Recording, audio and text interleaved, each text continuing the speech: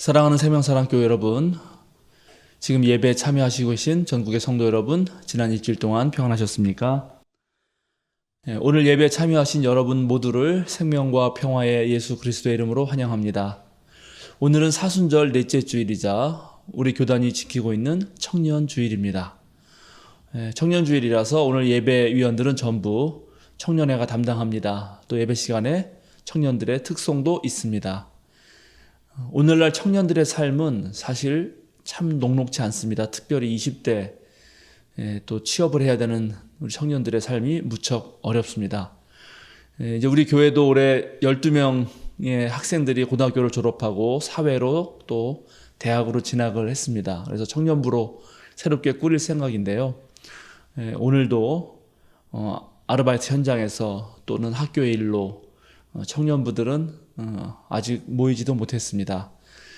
그런 삶들을 기억하시면서 우리 사회 전체가 또 우리 생명사랑교회가 어떻게 이 청년들이 밝게 또 자신들의 그런 꿈을 펼쳐나갈 수 있을지 함께 기억하는 예배가 되면 좋겠습니다. 이제 성부, 성자, 성령의 임재를 알리는 세 번의 징홀림과 함께 거룩하신 하나님께 신령과 진정으로 예배하겠습니다.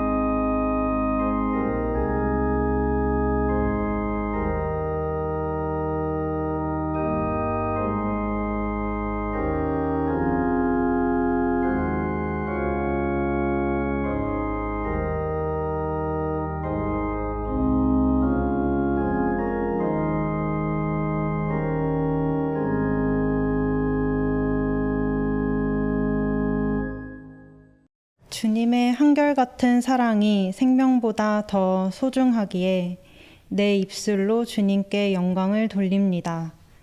이 생명 다하도록 주님을 찬양하렵니다.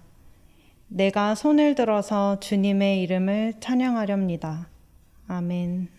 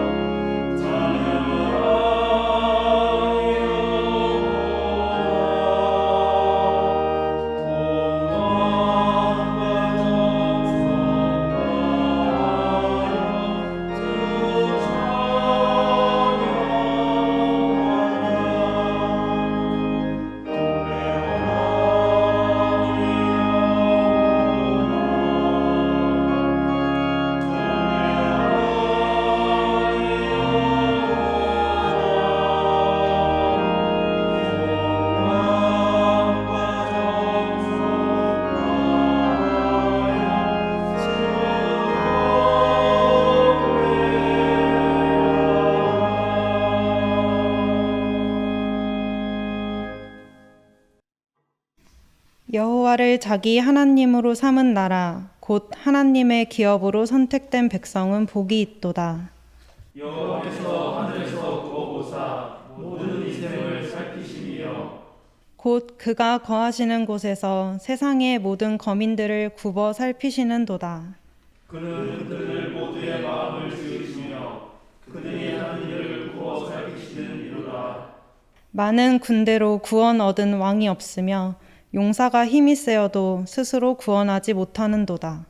우리 영혼이 여호와를 바라며 그는 우리의 도움과 방패시로다. 우리 마음이 그를 즐거워하며 우리가 그의 성호를 의지하였기 때문이로다. 여호와여, 우리가 주께 바라는 대로 주의 인자하심을 우리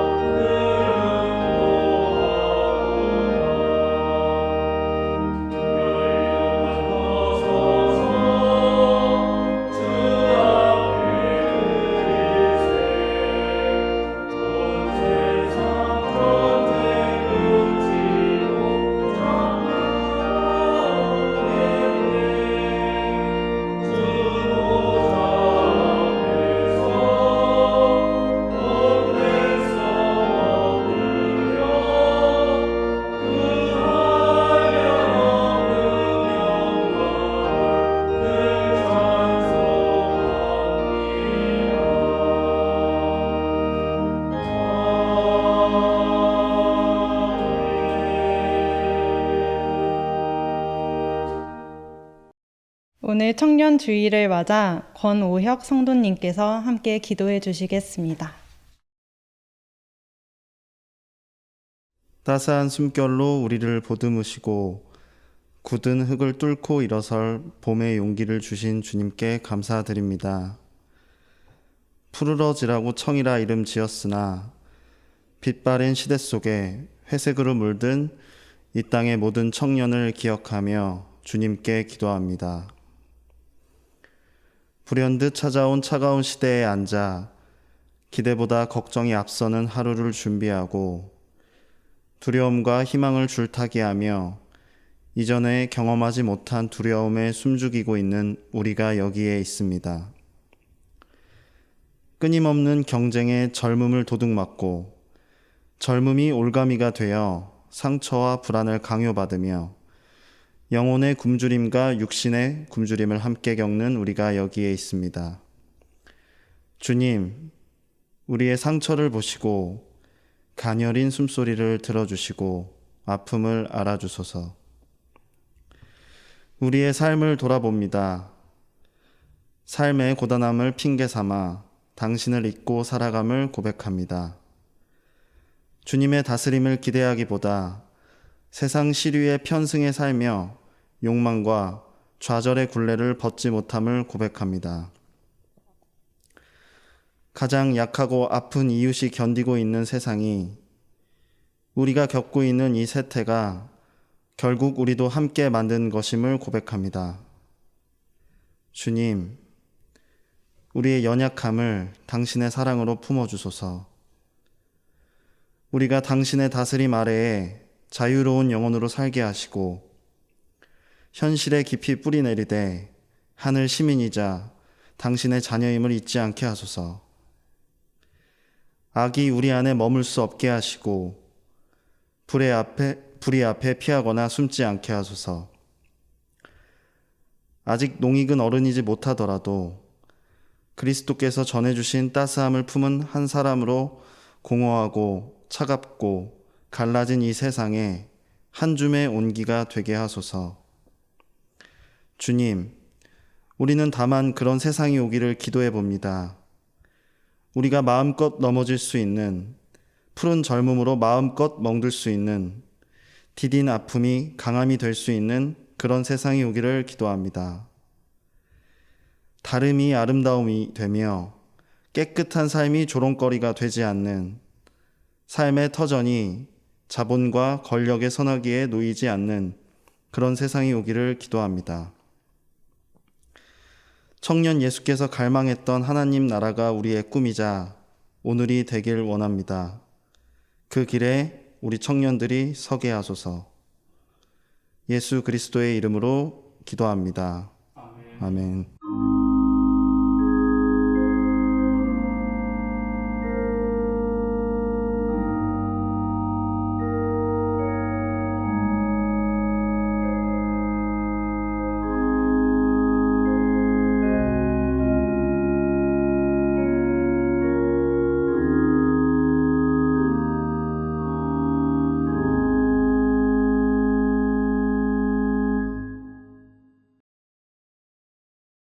청년주일 우리에게 주시는 성경 말씀은 사무엘하서 2장 12절에서 16절, 시편 68편 4절에서 6절, 데살로니가전서 4장 7절에서 12절 말씀입니다. 먼저 사무엘하의 말씀을 저와 함께 한 절씩 교독하시고 마지막 절은 함께 봉독하겠습니다. 어느 날 넬의 아들 아브넬이 사울의 아들 이스보셋의 부하들을 거느리고 마하나임을 떠나 기브온으로 갔다. 스리아의 아들 요압도 다윗의 부하들을 거느리고 나서서 두 장군이 기브온 연못을 사이에 두고 서로 맞붙게 되었다. 한편은 연못의 이쪽에 또 한편은 연못의 저쪽에 진을 쳤다. 그때 아브넬이 요압에게 이런 제안을 하였다. 젊은이들을 내세워서 우리 앞에서 겨루게 합시다. 요압도 그렇게 하자고 찬성하였다. 젊은이들이 일어나서 일정한 수대로 나아가는데 사울의 아들 이스보셋에게서는 베냐민 사람 12명이 나왔고 다윗의 부하들 가운데서도 다 같이 읽겠습니다. 그들은 서로 상대편 사람의 머리카락을 거머쥐고 똑같이 상대편 사람의 옆구리를 칼로 찔러서 모두 함께 쓰러져 죽었다. 그래서 기브온에 있는 그곳을 헬갓 하스림, 곧 칼의 벌판이라고 부른다. 아멘. 다음은 시편 68편 4에서 6절 말씀입니다. 저와 함께 한 절씩 교독하시고 마지막 절은 함께 봉독하겠습니다. 하나님을 찬양하여라. 그의 이름을 노래하여라. 광야에서 구름 수레를 타고 오시는 분에게 소리 높여 노래하라. 주님의 이름을 찬양하며 그 앞에서 크게 기뻐하여라. 그 거룩한 곳에 계시는 하나님은 구원하려 하지 과부를 돕는 재판관이시다. 다 같이 읽겠습니다. 하나님은 외로운 사람들에게 머무를 집을 마련해 주시고 갇힌 사람들을 풀어내셔서 형통하게 하신다. 그러나 하나님을 거역하는 사람은 메마른 땅에서 산다. 아멘. 마지막으로 데살로니가전서 4장 7절에서 12절 말씀을 저와 함께 한 절씩 교독하시겠습니다. 하나님께서 우리를 불러주신 것은 더러움에 빠져 살게 하시려는 것이 아니라 거룩함에 이르게 하시려는 것입니다. 그러므로 이 경고를 저버리는 사람은 사람을 저버리는 것이 아니라 여러분에게 성령을 주시는 하나님을 저버리는 것입니다. 교우들에 대한 사랑을 두고서는 여러분에게 더 쓸 필요가 없겠습니다. 여러분이 직접 하나님께로부터 서로 사랑하라고 하시는 가르침을 받아서 온 마케도니아에 있는 모든 형제 자매에게 그것을 실행하고 있기 때문입니다. 형제 자매 여러분, 우리는 여러분이 더욱더 그렇게 하기를 권면합니다. 그리고 우리가 여러분에게 명령한 대로 조용하게 살기를 힘쓰고 자기 일에 전념하고 자기 손으로 일을 하십시오. 그리하여 여러분은 바깥 사람을 대하여 품위 있게 살아가야 하고 또 아무에게도 신세를 지는 일이 없도록 해야 할 것입니다. 아멘. 청년주의를 맞아 청년회에서 특송 후 한문덕 목사님께서 칼의 벌판에서 라는 제목으로 말씀 전해주시겠습니다.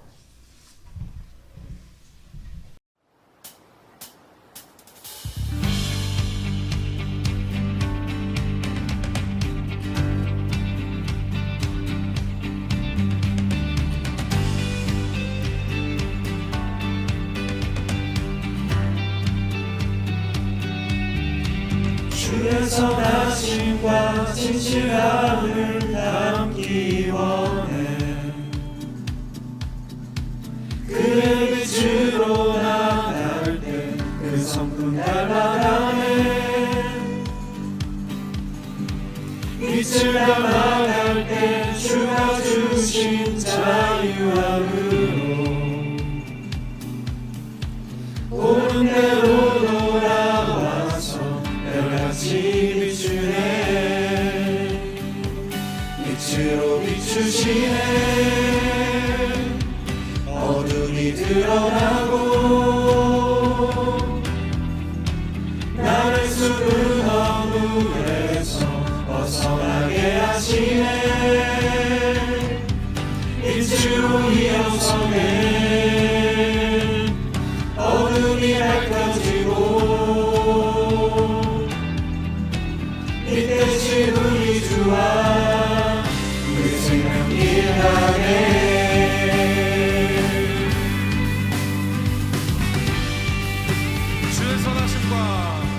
주의 선하심과 진실함을 담기 원해. 그의 빛으로 나갈 때 그 성품 날아가네. 빛을 닮아갈 때 주가 주신 자유함으로 옳은 대로 돌아와서 별같이 비추네. 빛으로 비추시네. 어둠이 드러나고 나를 숨은 어둠에서 벗어나게 하시네. 빛으로 일어서네. 어둠이 밝혀지고 이 대신 우리 주와 그 승리하네.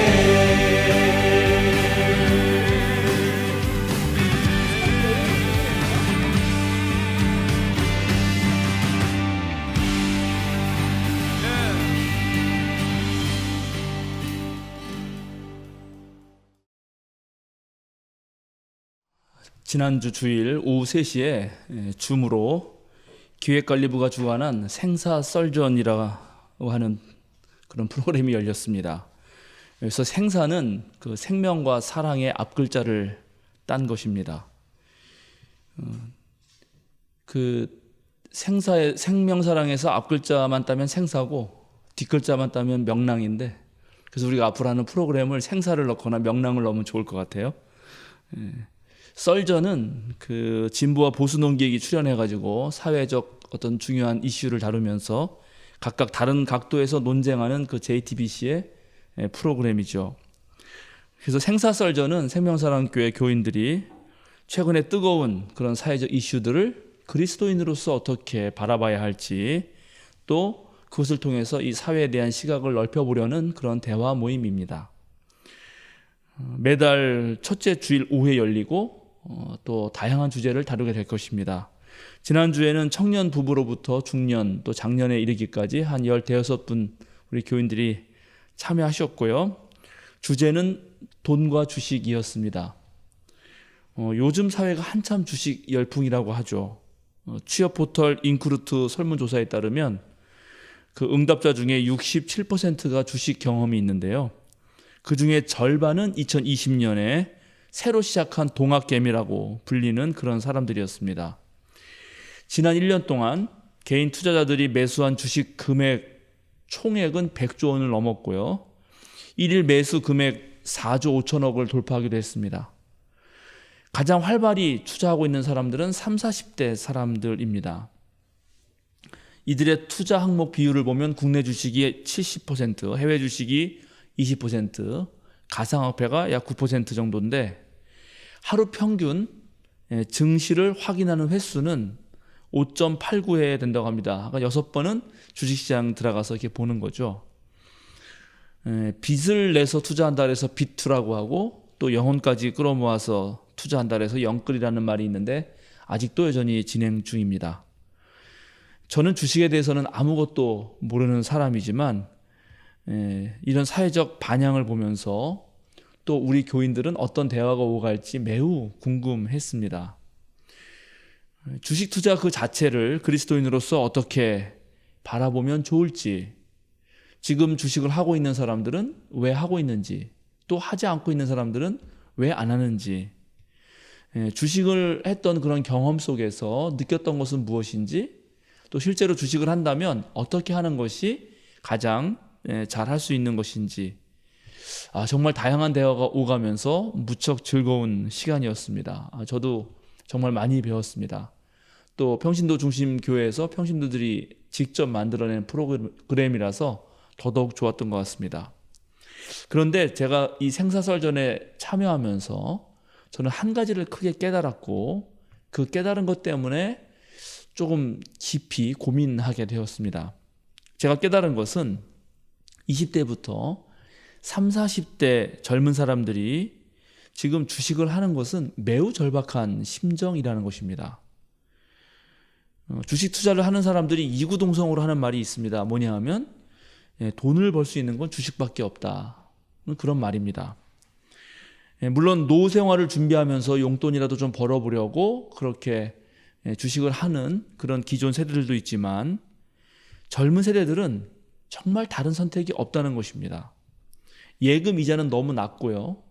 또 젊은 사람들이 가뜩이나 돈이 없는데 부동산 투자를 할 수 있는 그런 가능성은 없죠. 설사 부동산 투자를 한다고 하더라도 이제 높은 세금이 있기 때문에 엄두도 내지 못합니다.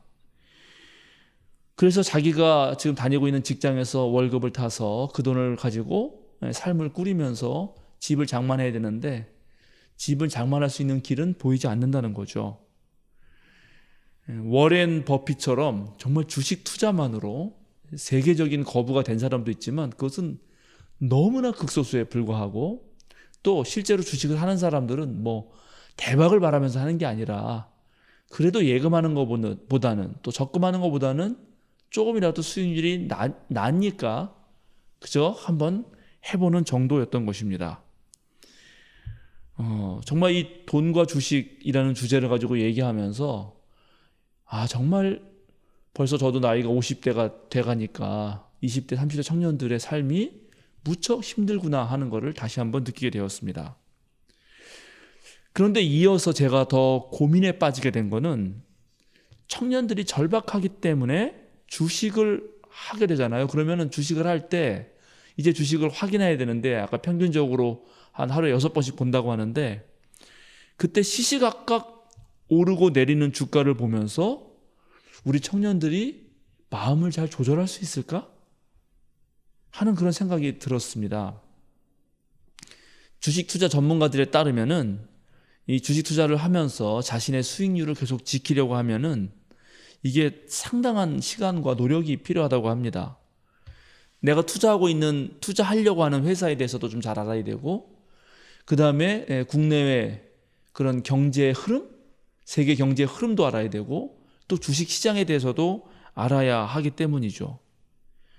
증권사에서 떼어가는 그 높은 수수료도 있고, 그리고 내가 가능성 있고 좋은 회사를 딱 선택해야 되고, 선택해서 주식 투자를 할 때도 언제 집어넣을지, 언제 뺄지, 이런 것들을 늘 신경 써야 되고, 또 그런 경험과 노하우가 쌓여야지 주식에 성공할 확률이 높다는 거죠. 그런데 정말 그렇게 내가 정말 노력해서 거기에 뛰어들어도 가끔씩 이 큰 손들이 움직이고요, 개미들이 아니라, 그리고 불법 투기 세력이 장난을 치면은 주식 시장은 요동하고, 또 그래서 주가의 오르고 내림에 따라서 이 마음이 요동치는 것을 어떻게 감당할 수나 있을까? 어떻게 젊은 사람들이 그럴 때 그 마음을 다잡을 수 있을까 하는 생각이 들었습니다. 그래서 제가 농담으로 교인들에게 오늘 가만히 들어보니까 진짜 주식을 할 수 있는 사람은 저 같은 사람이겠네요 라고 제가 얘기했습니다. 저는 별로 돈에 큰 관심이 없고, 아마 너나도 되게 긴 호흡으로 잘 인내심을 가지고 견딜 수 있기 때문입니다. 그러나 젊은 사람들은 대다수가 아주 그 투자를 하게 됐을 때의 그 절박한 상황 때문에 사실은 오랫동안 투자하거나 거기에 공을 들이는 것이 쉽지가 않습니다. 실제로 3월 8일 MBC 뉴스에 의하면 지난 1년 새 주식 중독 상담 건수가 50%나 증가했습니다. 특히 20대, 30대 상담이 많았고요. 또 중독 전에 나타나는 현상을 봤더니 단타 매매라는 것입니다. 근데 이 단타 매매한 사람들 중에 20대 남성들이 되게 심했는데, 투자한 원금 대비 1년 동안 68번, 68번을 사고 팔았다는 것입니다. 엄청나게 한 거죠. 전 잘 모르지만 1년 새 68번을 샀다 팔았다 이런 걸 한 거죠, 계속. 그럼 상당히 활발하게 한 건데, 실제로 수익률은 3%로 꼴찌였습니다. 제 고민은 여기서 더욱더 깊어집니다. 원래 주식 투자의 본래 취지는 가능성 있는 좋은 회사를 선택해서 내가 그 기업의 주주가 됨으로써 함께 투자를 해주고 그 기업과 나에게 동시에 도움이 되고자 하는 것입니다. 그 뜻은 아주 좋고 자본주의 사회가 돌아가기 위해서 어떤 면에서 되게 필요한 것이기도 하죠. 그런데 실제로 주식에 뛰어드는 사람은 기업의 가치를 생각하기보다는 보통은 이익에 더 관심을 둡니다. 결국은 돈을 벌자는 것이 목표이죠. 전 국민이 주식에 뛰어드는 현상은 결국 자본주의 사회에서 모든 사람이 돈에만 관심이 쏠리고 있다고 하는 증거입니다. 어떤 면에서는 이제 믿을 만한 건 돈밖에 없다, 이러는 전제하에서만 이런 현상이 가능한 것입니다. 그래서 목사인 제가 고민하게 되는 것입니다. 중국의 전국시대에 강대국인 제나라와 초나라 사이에 있었던 양나라, 나중에 이제 원래는 위나라인데 양나라라고 이름을 고쳤죠.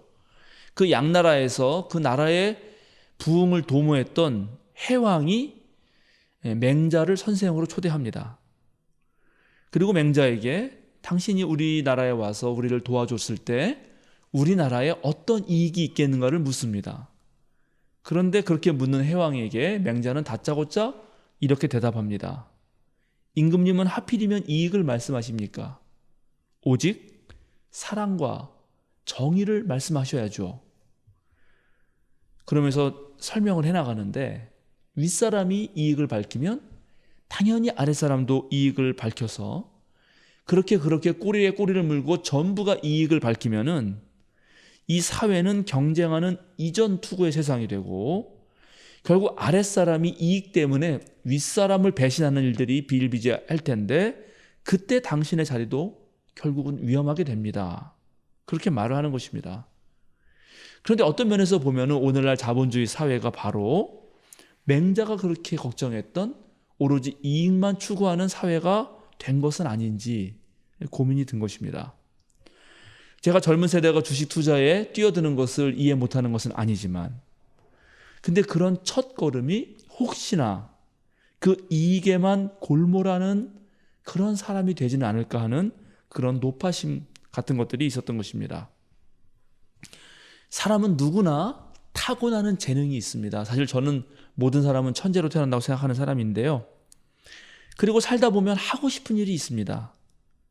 오늘 시대 젊은이들이 자신이 가진 기술이나 능력을 가지고 실제로 이 사회를 지탱하는 그런 실제 생산물들을 만들어내거나 또는 훨씬 더 높은 어떤 가치를 향해서 매진하거나 아름다운 예술을 추구하거나 인문학적 교양을 쌓는 것이 아니라 모두가 주식 투자를 통해서 한 푼이라도 더 버는 것에 매진한다면 정말 그런 사회가 되어버린다면 저는 무척 슬플 것 같습니다. 그런데 제가 더더욱 고민이 되는 것은 이 돈만 하는 세상을 누가 만든 것일까요?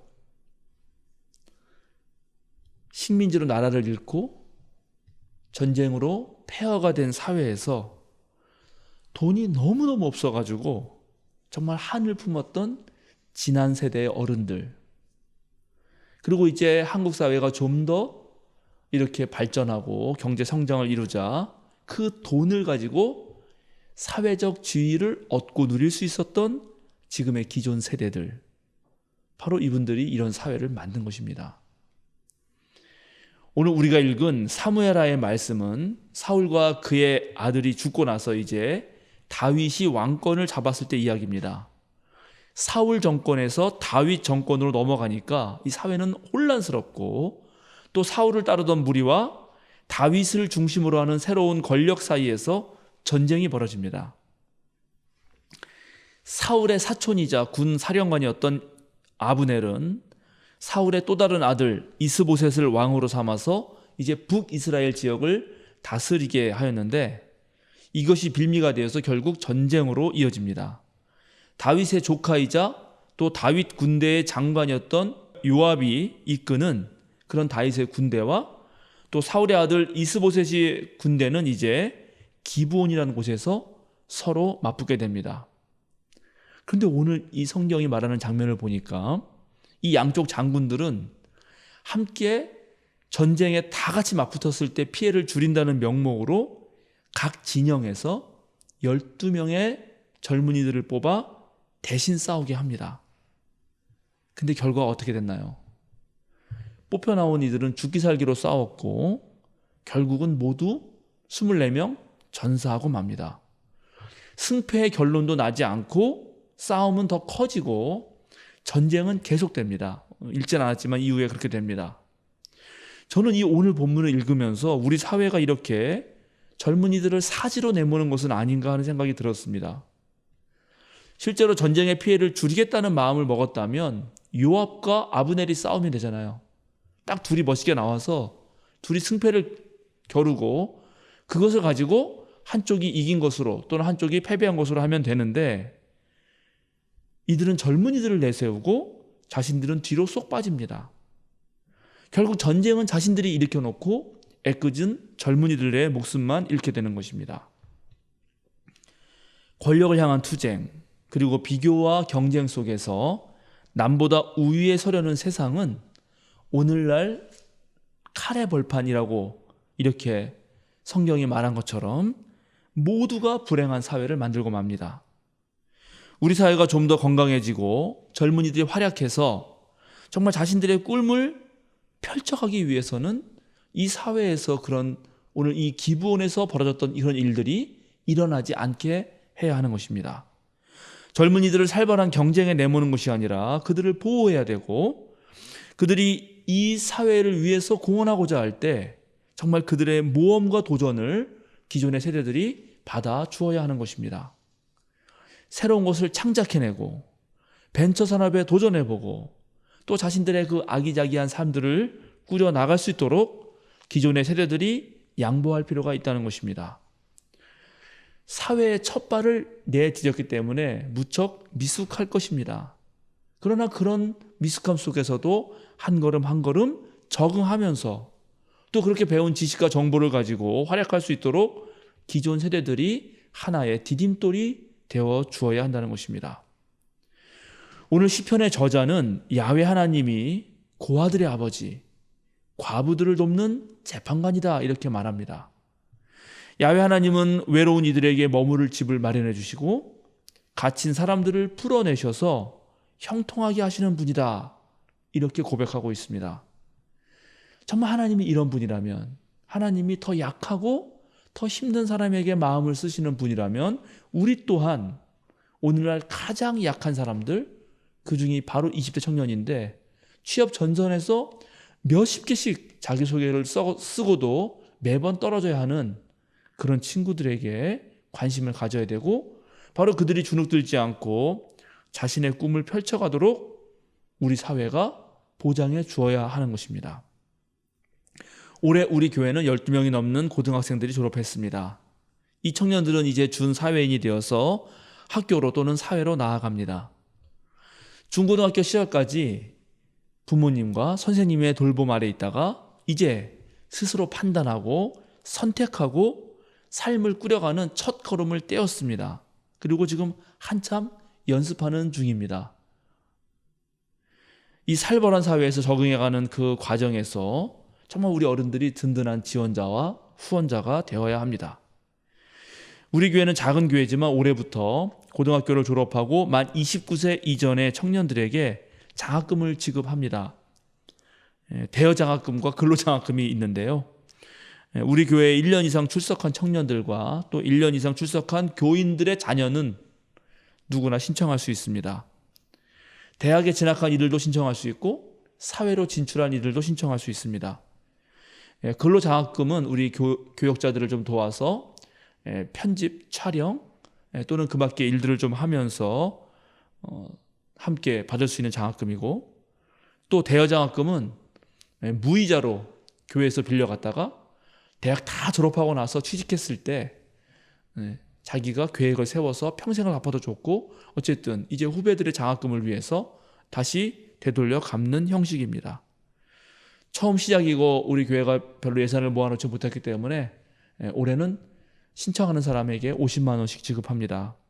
큰 돈 아니지만 우리 교회의 의지를 표명하는 것이고 앞으로는 더 확대할 생각입니다. 3월 6일 토요일에 제가 출연하는 수요사경의 초기에 촬영과 편집을 도와주었던 테드 PD라는 분이 계신데, 그분이 우리 교회 방문해서 두 분 전도사님께 캠코더와 삼각대 사용법 그리고 촬영 기법들을 알려주었습니다.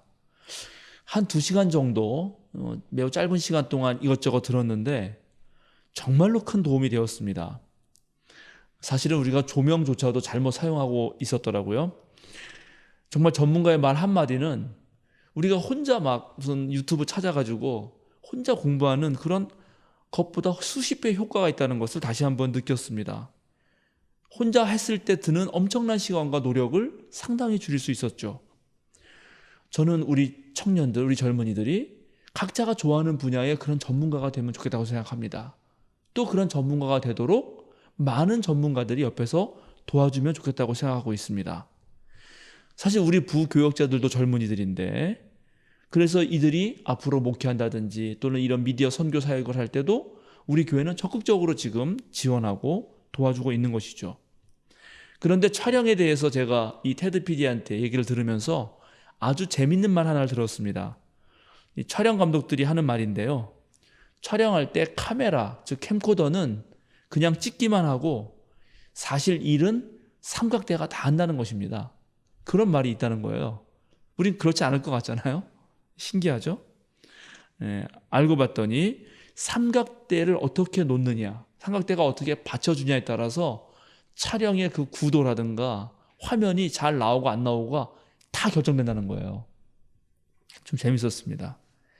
이 삼각대가 저 카메라의 무게를 버텨주고 또 지탱하면서 딱 서 있어야지만 그래야 좋은 화면이 구성됩니다. 저는 우리 기존의 세대가 젊은 세대들에게 삼각대와 같은 존재가 되어야 된다고 생각합니다. 젊은 세대들이 활약하고 그들에게 실제적인 도움을 줄 수 있도록 끝까지 버텨주는 거, 지지해주는 거, 그들이 전문성을 가지고 자립할 때까지 정말 물심양면으로 도와야 된다고 생각합니다. 물론 젊은 세대들에게도 제가 드리고 싶은 말씀이 있습니다. 우리 사회는 이미 돈이 최고인 사회가 되었고 돈으로 사회적 지위를 쟁취하는 것을 성공으로 여기고 있는데 여러분 그것에 속으면 안 됩니다. 절대 속지 마십시오. 남과 비교하면서 어떤 지위를 얻어서 점점 더 높이 올라가려고 하는 것, 돈으로 물건을 사고 그것을 내가 소유함으로써 어떤 만족하려고 하는 것은 절대로 행복한 삶을 보장할 수 없습니다. 자, 사회적 지위를 통해서 내 행복을 추구하려는 사람, 내 정체성을 삼으려는 사람 생각해 보시죠. 최고가 되기까지는 만족할 수 없습니다. 아무리 내가 높이 올라가도 나보다 더 잘 사는 사람, 더 높은 지위에 있는 사람, 더 잘난 사람이 있거든요. 그러면 최고가 됐다고 치죠. 그 최고는 이 세상에 단 한 명입니다. 단 한 명. 그 단 한 명이 됐을 때 행복할까요? 절대 그렇지 않습니다. 그 한 명도 그 자리를 언제 뺏길지 모르기 때문에 늘 불안과 두려움에 떱니다. 돈은 물론 중요하죠. 돈은 아주 필요한 것입니다. 그래서 적당히 돈을 벌어야 되는 것이고 우리 삶을 영위할 때 반드시 있어야 하는 것입니다. 그래서 많은 사람들이 돈을 쫓아갑니다. 근데 돈은 내가 쫓아가면 벌리는 게 아닙니다. 돈이 나를 따라오게 만들어야죠. 내가 가는 곳마다 돈이 나를 따라와야 돈이 되는 거지 내가 돈을 쫓아간다고 돈이 내 것이 되는 것이 아닙니다. 그런데 돈이 나를 따라오게 하는 방법은 정말로 그 사회가 원하는 중요한 가치를 추구하는 것입니다. 어떤 면에서는 자기가 진짜 좋아하는 일, 자기가 진짜 하고 싶었던 일, 그리고 이 회사에서 나에게 주어진 그 어떤 소명적인 어떤 일들, 그것들을 충실히 해낼 때, 그리고 거기서 내가 전문성을 확보할 때, 그때 자신도 모르는 사이에 어느덧 돈이 나한테로 오게 되는 것입니다. 우리에게 죽은 시인의 사회로 또는 굿윌 헌팅 같은 영화로 잘 알려진 유명한 배우가 있죠. 로빈 윌리엄스입니다. 여러분 다 잘 아실 겁니다. 로빈 윌리엄스는 어린 시절에 친구가 없었습니다. 매우 부끄러움을 많이 타는 학생이었고 그때는 좀 뚱뚱해가지고 다른 친구들이 안 놀아줬어요. 그리고 왕따를 당했기 때문입니다. 그러니까 맨날 혼자 놀아야 했는데 혼자서 할 게 없으니까 엄마 아빠가 사다 준 각종 장난감을 가지고 1인 다역극을 펼쳤습니다. 이 인형 들고 막 뭐라고 얘기하고 또 인형 들고 뭐라고 얘기하고 이렇게 맨날 혼자 노는 것입니다. 이게 너무 안타까웠던 엄마가 어떻게든 시간을 많이 내서 아들과 놀아주었습니다. 근데 이 엄마는 아들이 웃는 모습이 그렇게 좋았습니다. 그래서 아들 앞에만 가서는 엄마가 어떻게든 개그를 개발해가지고 웃긴 이야기를 하고 웃긴 몸짓을 하고 웃긴 표정을 지었습니다. 그럼 아들은 그냥 까르르 웃는 거죠. 가끔씩 엄마와 만나는 시간은 아들과 엄마 사이에서 개그 배틀이 이뤄졌습니다. 얼마나 서로를 더 웃기게 할 수 있는가를 가지고 아주 안간힘을 썼습니다. 로빈 윌리엄스는 텔레비전에 나오는 그런 배우들의 목소리, 성대 묘사에 특기가 있었는데 그걸 가지고 엄마를 웃기고 또 엄마는 또 개그를 개발해서 아들을 웃기고 그런 일들을 했습니다. 그 덕분에 이 아이의 성격은 조금씩 바뀌어갔습니다. 집에서는 그나마 활발한 아이였습니다. 그런데 학교 가면 여전히 외톨이였습니다.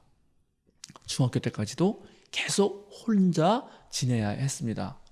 그런데 이 아이의 결정적인 변화가 오게 되는데요. 그건 고등학교 때입니다. 마침 캘리포니아로 이사를 가게 되고 새로운 고등학교, 자기가 익숙하지 않은 아주 낯선 곳으로 가게 되는데 이때 로빈은 마음을 먹습니다. 내가 이 학교 가서는 좀 더 자신감 있는 사람으로 살고 싶다. 그래서 새로 온 학교에 가서 자기 엄마랑 했던 어떤 개그를 한번 툭 던졌는데 그때 모든 학생들이 너무 좋아하면서 까르르 웃는 거예요.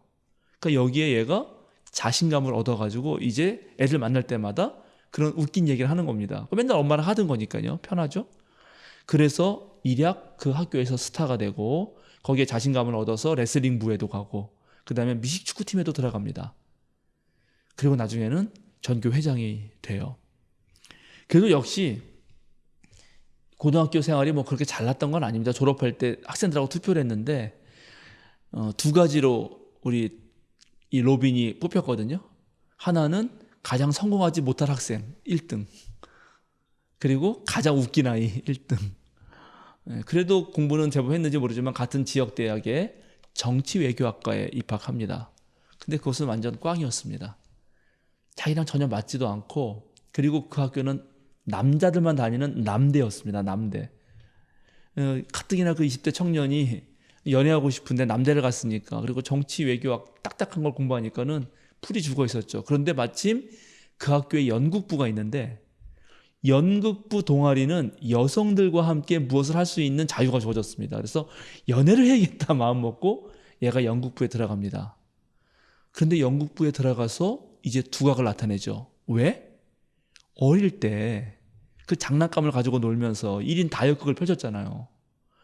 그러니까 그때 이미 로빈 윌리엄스는 그 어릴 때 했던 것 때문에 여러 가지 목소리로 여러 가지 연기가 가능했던 것입니다. 그리고 그 연극부에 들어가서 애드립을 치면서 빵빵 터졌던 거죠. 그래서 이 전공은 다 때려치고 이제 연극에 빠진 겁니다. 그래서 결국 학교를 중도에 포기하고 다시 연기를 전공하는 전문대로 가요.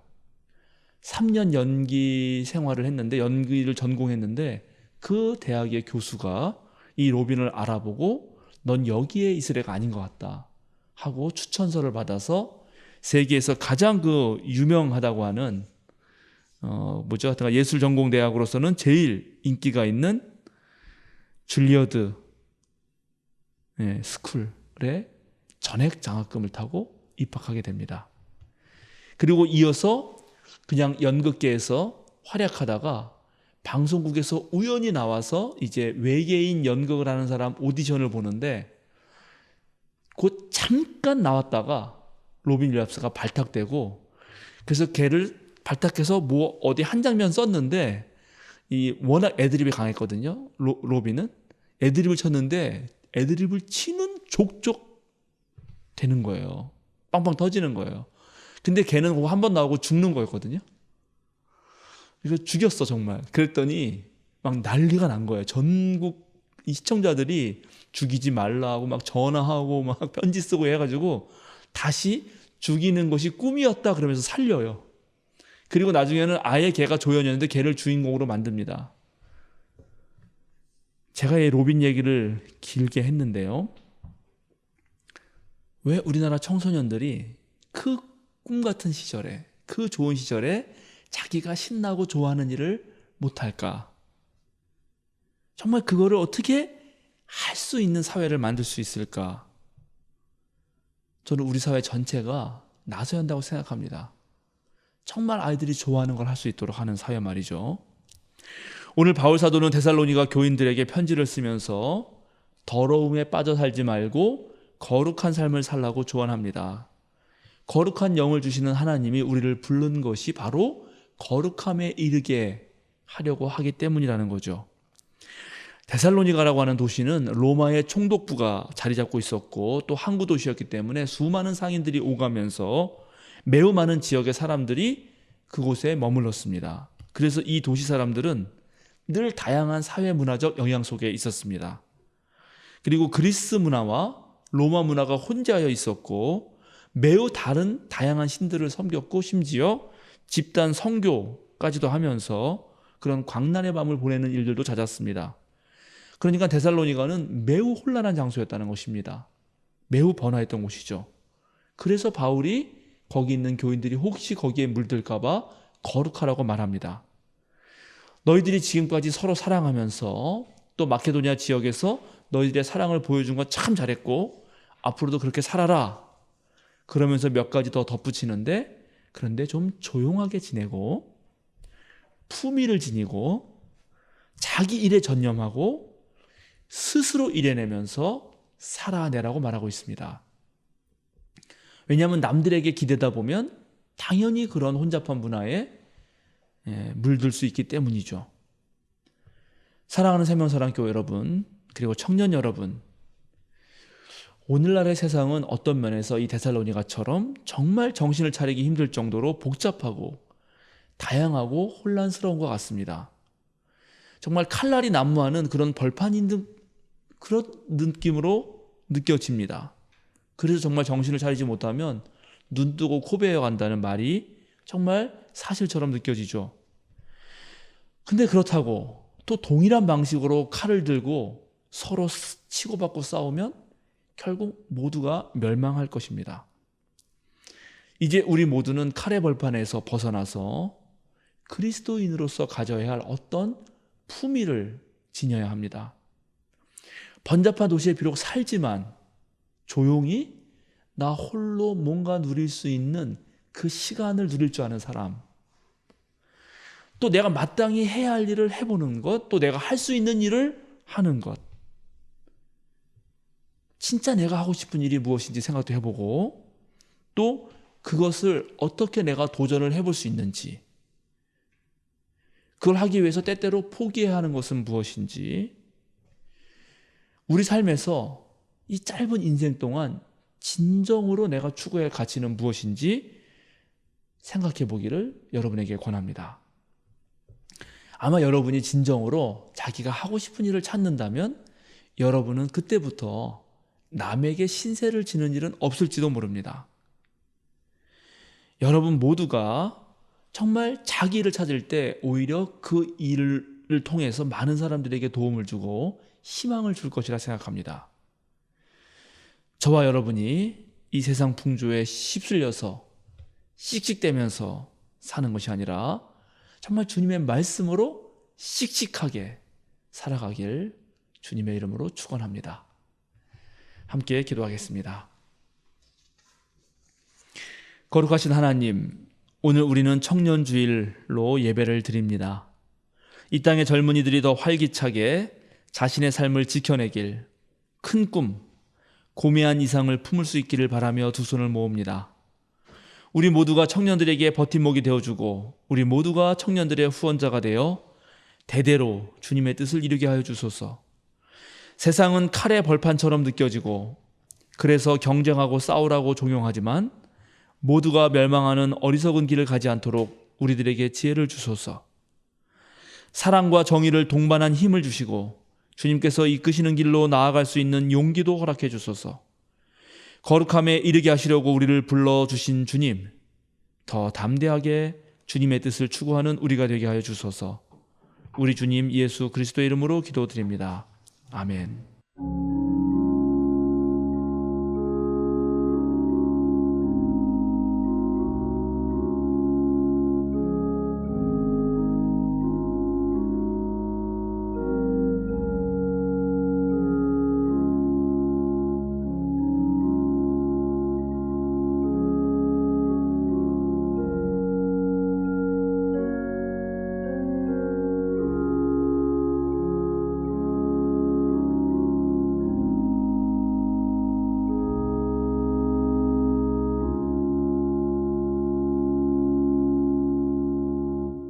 사도신경으로 우리의 신앙을 고백합니다.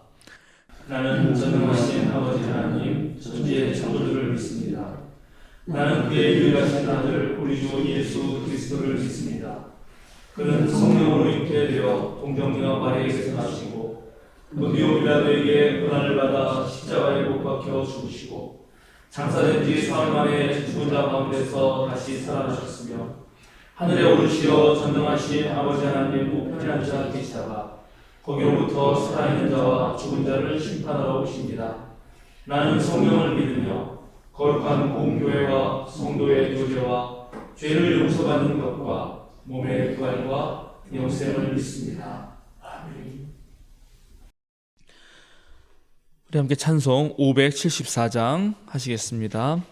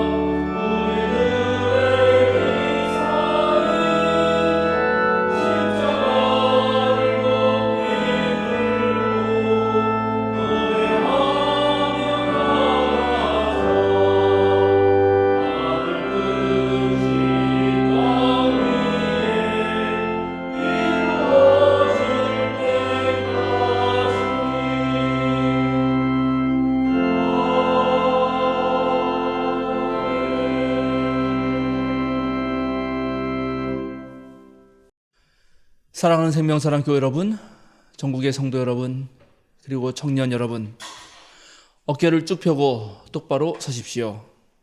세상으로 당당하게 그리고 힘차게 나아가십시오. 자유인으로 사십시오. 희망을 놓지 말고 용기를 내십시오. 여러분을 거룩한 백성으로 부르시는 하나님께서 함께 하실 것입니다. 축도하겠습니다. 이제는 우리 주 예수 그리스도의 은혜와 하나님의 무한하신 사랑과 성령의 거룩한 친교가 주님께서 맡기신 소명에 전념하고 모든 이들에게 대하여 품위 있게 살아가려는 생명사랑 교우들과 이 시간 전국에서 함께 예배하는 모든 성도들과 아픈 세상에서 구원을 갈망하는 모든 이들에게 지금부터 영원토록 함께 하시기를 간절히 축원하옵나이다.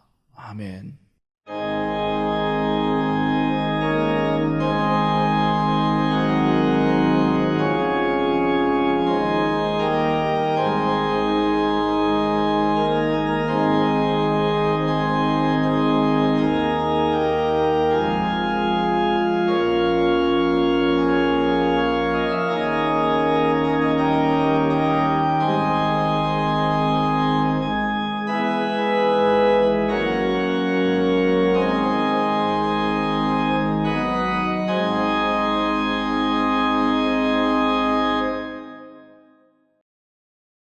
이번 주 교회 소식을 전해드립니다. 오늘은 사순절 넷째 주일이자 총회가 제정한 청년주일입니다. 청년들이 예배를 주관합니다. 사순절 기간 동안 사도행전을 중심으로 매일 아침 묵상을 보내드립니다. 온라인 예배와 함께 대면 예배도 병행합니다. 대면 예배 일정을 확인하시고 참여하실 분들 전교인 카톡방 투표를 통해 알려주시길 바랍니다. 오후 2시 30분 청년 독서 모임이 줌으로 진행됩니다. 바울 알기 모임을 시작했습니다. 매월 첫째, 셋째 주 화요일 저녁 8시에 줌으로 진행합니다. 3월 20일 토요일 오후 2시 이상엽 성도와 전유림 성도의 결혼식이 있습니다. 장학금 신청을 받습니다. 대여 장학금과 근로 장학금이 있고 신청 기준은 본 교회에 등록한 지 1년 이상 된 교인 및 교인의 자녀로서 장학금 지급을 필요로 하는 대학생과 청년입니다. 자세한 안내와 신청을 원하시는 분들은 교역실로 연락 주시길 바랍니다. 생명사랑 CR 미션에 모두 동참해 주시길 바랍니다. CR 미션 각 걸음에 해당하는 강의를 시청해 주시고 체크리스트에 기록해 사진을 찍어 교역실로 보내주시길 바랍니다. 수요 기도회는 유튜브 실시간 방송으로 계속 진행되고 각종 신앙 동영상과 교육 자료들은 온라인 플랫폼 등을 통해서 업그레이드 됩니다. 참조하셔서 여러분의 신앙이 계속 전진하길 빕니다. 외부에도 적극적으로 공유와 홍보를 해주셔서 온라인 선교에 함께 힘써 주시기 바랍니다. 3년 성경 통독 과정을 진행 중입니다. 매일 아침 정교인 카톡방에 공유해드리는 말씀을 묵상해 주시고 질문의 답도 찾아보시며 열심히 참여해 주시길 바랍니다.